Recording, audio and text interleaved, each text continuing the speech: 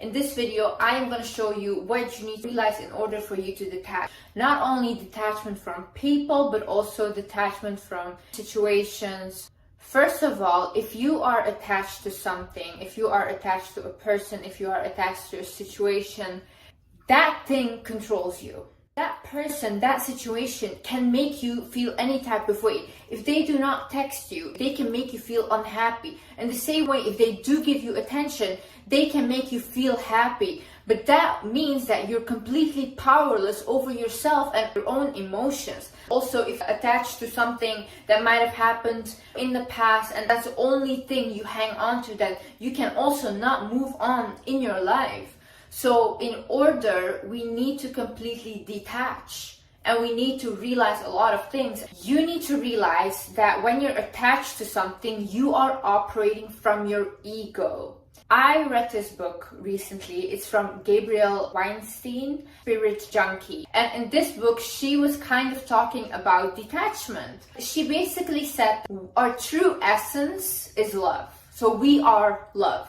When a baby is born, a baby is just like joyful and happy about life. A baby doesn't hate themselves.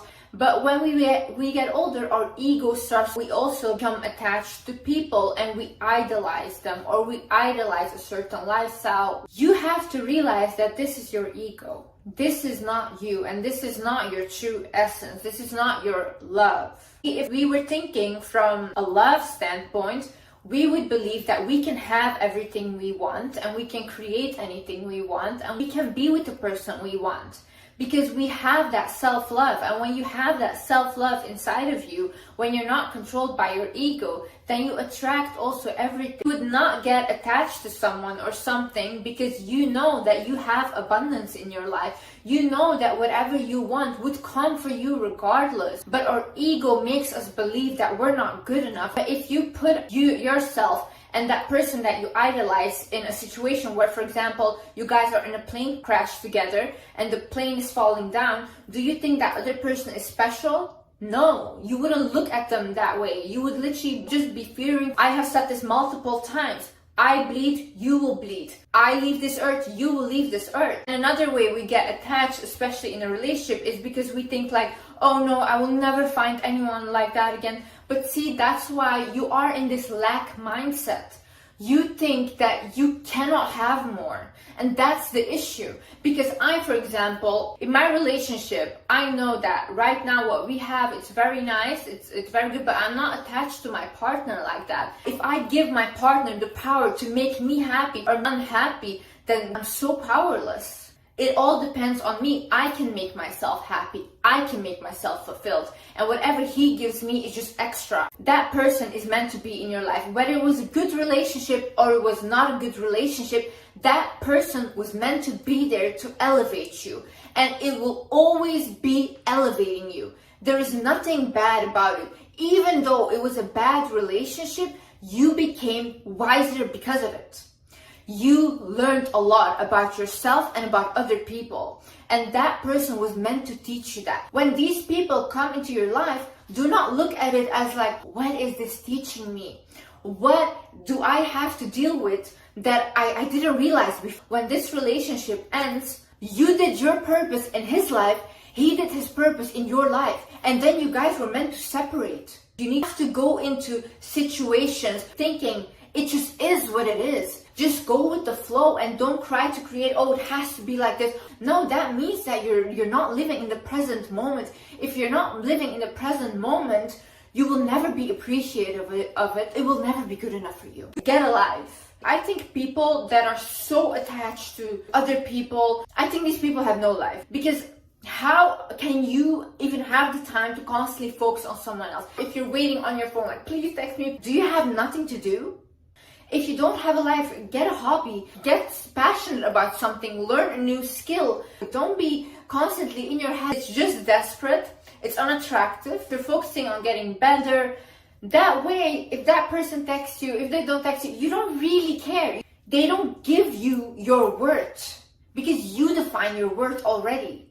You have to be willing to let go of past experiences. I had this thing with my past relationship. He would always help me with everything, and I was not willing to let go of him because it was comfortable. But I knew this relationship could not work out any longer, but I was so scared, and I was in my lack mindset. I was thinking, if I let go of him, then I will not have something like this anymore. So I had to create that detachment, and I had to have that faith that something better will come for me. And then that's when it all came. What is FOMO? FOMO means fear of missing out. And a friend of mine, she came over for New Year's and she asked me, Liz, do you ever get FOMO?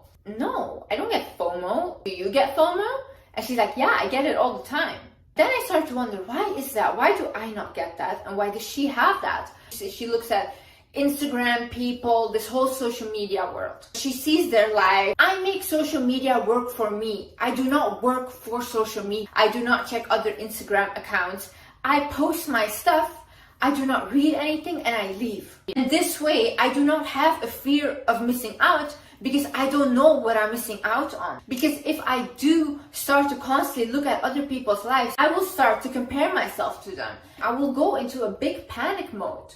You get attached to a false reality of happiness because most of those people are also not happy. It comes from your personality. True value comes from your wisdom. True value is how you treat other people. The thing is, you have to realize you will never arrive to happiness.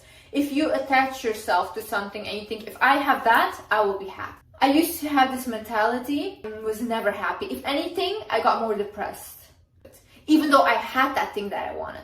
The happiness you are searching for outside is already within you. The love you are searching for outside is already within you. Now, when I became detached from all of this, I can be happy. Right now, I'm standing in my kitchen. Thank you, God. Like, I'm happy just to be standing here. I'm happy that I can make a video for you guys. If you want to detach, you also have to realize that you will never leave you. You are the one person you will always have in your life and in the hereafter. You will always have you. In the hard times, when you say nobody was there for me, the one person that was there was you. You were there for you. And that's why I say develop you more. Work on yourself more. Heal yourself. Look at the things that trigger you. Sit with yourself. Journal. Meditate. Go to therapy. Because once you're so evolved and secure within yourself, you're not afraid that anyone will leave you. You do not think that you're alone. Do this all in order to have detachment. You should realize that there will never be lack because you were put on this earth to be blessed and good things are meant to happen to you. Whoever leaves you, whenever you feel alone, you're never alone when you have yourself. And if you believe in God, you have God as well. Start focusing on you. Start evolving yourself to the best way possible.